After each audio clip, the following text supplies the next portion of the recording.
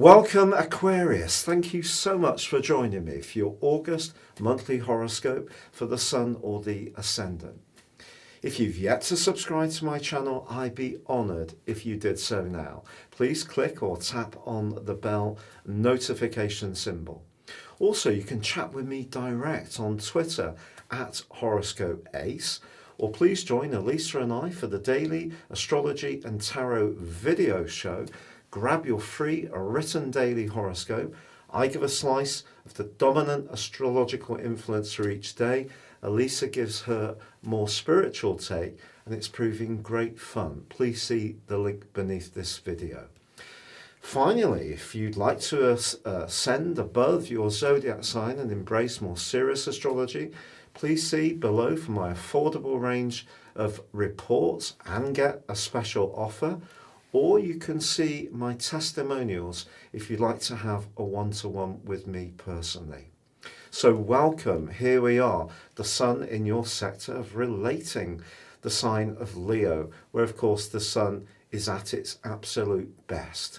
Now it's going to be joined on the 5th by Mercury, the planet of communication. And that's great because the transit of Mercury through the sign of Cancer is not necessarily very easy for anyone, but least of all Aquarius folk, because this is the 6th house of work, of health, of organisation. And of course, Mercury's retrograde can create muddles, but it has created opportunities. So when it moves on the 5th, it can put that more brittle stuff behind and concentrate more on how to interact with others. And Mercury in the 7th house can actually be really quite helpful. It brings out the best of your nature because it helps you to be detached but also engage at the same time. Now there is a full moon in the sign of Aquarius on the 3rd, but it clashes with Uranus, your modern ruler. This is a convex of what occurred in February when there was a full moon in the sign of Leo. So we get the reverse. If you can remember what happened from the 9th of February for the following couple of weeks, it's going to be something similar. So it's about balancing your individual needs with any relationships or connections you have. And with Uranus in the mix, if someone's crowding you or me, being an Aquarius, we're not able to breathe, things aren't quite as connected as we would like. Uranus suggests that we could be a bit more emotional in our responses in the following 2 weeks. But Mercury moving into the sign of Leo will certainly help to bring a bit more detachment to the situation. But in the first 10 days of this month, Mars in the 3rd house of ideas, quick actions, of physicality, of articulation, of everyday interactions with neighbours, siblings, and so on. That's clashing with 3 massive planets in the 12th house this month. And it's possible that some issues that have been simmering beneath the surface could explode into the open, particularly from the 5th through till the 21st, when Mars and Pluto, the 2 ruling planets of Saturn, come into conflict. Now, the movement of Saturn and Pluto through the sign of Capricorn has not been easy for a lot of Aquarius people, myself included, because Pluto is an influence that can absolutely hollow us out. We can see things taken away from us that we once cherished, or we may let go of things that we used to hold in high esteem. But sometimes these processes are very, very painful. It's deep stuff. So Mars is much more impatient, and it is about our desire. So if someone does challenge the more sensitive side of your nature this month, there could be a tendency to react in a very quick and dramatic way. Now, because Uranus is also in the mix on the back of that full moon, it's going to be important not to kind of make things worse, even if you do feel that you're sharing your truth. I mean, I've done this in the last few years as well. Not everybody gets it. So we can be sharing how we feel, and it may actually be completely authentic and true. but it's not really to do with our point of view. It's to do with other people's comprehension. And the lesson I've learned is not always do people have a great level of comprehension. They see things very much just through their prism. Aquarius people are often much broader in their outlook, and sometimes very idealistic.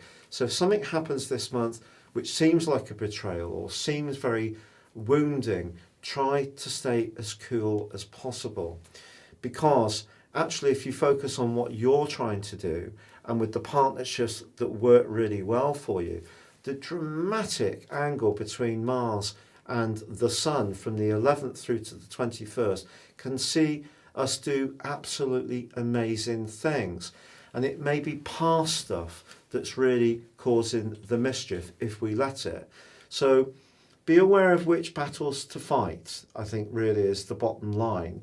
Because at a very deep psychological level, even if you're quite a placid Aquarius person, some stuff could get stirred up, which there could be a natural desire to defend. But it's like picking those battles or focusing on the things that are really positive in front of us. Now, Venus is also going to be moving out of the joyful sign of Gemini for Aquarius people, where it's been since the 4th of April, and into the more pragmatic sign of Cancer for Aquarius people from the 7th. But that just suggests that around work particularly, it is about being sort of balanced.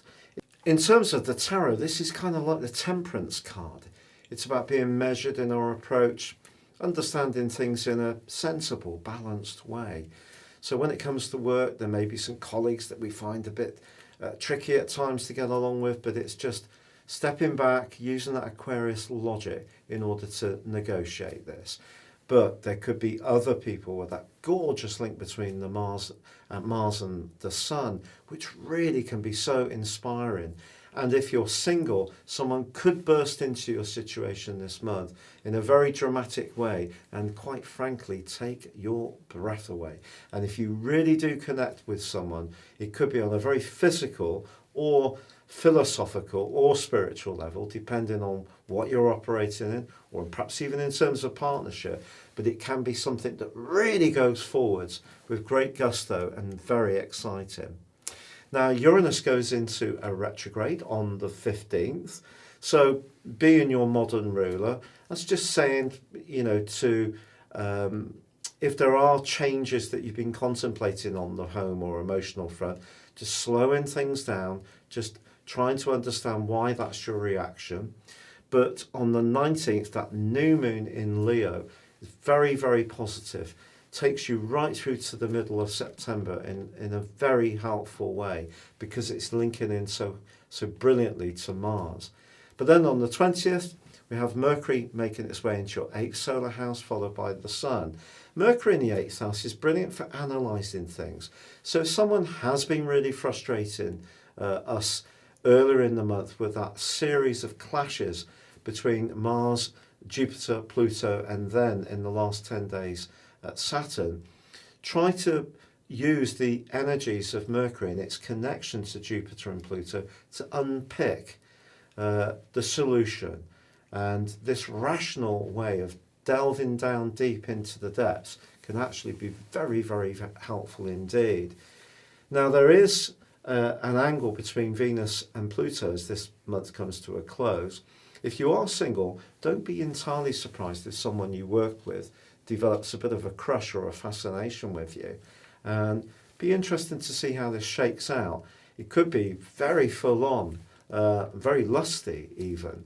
But as ever with Venus and Pluto, we have to understand our motives and drives and those of the other person, which sounds very, very dull, very Aquarius, when sometimes we just want to live in the moment and have fun.